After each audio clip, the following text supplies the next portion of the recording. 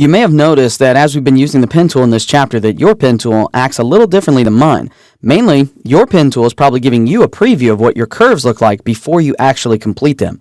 That's called a rubber banded preview. And in most cases, I have that turned off by default. But you can go in there and turn it on and off yourself by going to Illustrator, Preferences, and then going into Selection and Anchor Display. Inside the Selection Anchor Display dialog box, you can come down here and enable the rubber band for both the pen tool and the curvature tool. By default, both of these are turned on. Some people who are more comfortable using the pen tool like to turn off the rubber band preview. I'll click it on for now, and I'll leave it on for the duration of this chapter just so you see exactly what I'm talking about. I'll hit OK, and then let's go ahead and create a brand new document. File New, hit OK, and let's turn that grid back on by going to View, Show Grid.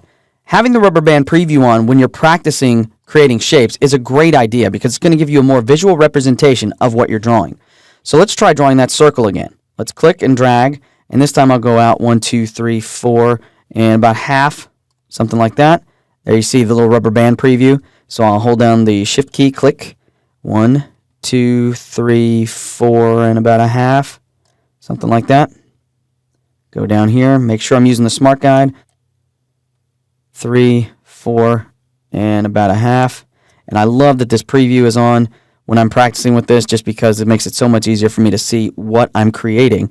So now I'll click and drag 2, 3, 4, and just a little bit. And then we'll round it off here, same thing.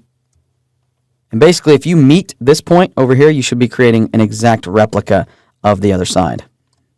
There we go. And there is my circle. See how much easier that was for me to create? It didn't take up near as much time. And if I grab my ellipse tool now and go over this, you can see that it is just about completely in line with a perfect circle. So, enabling the rubber band preview at first is a great way to get yourself familiar with the pen tool. You can always see where you're going, what you're drawing, and how it's going to react. And it's a great way to help avoid some of those really frustrating headaches that new users get.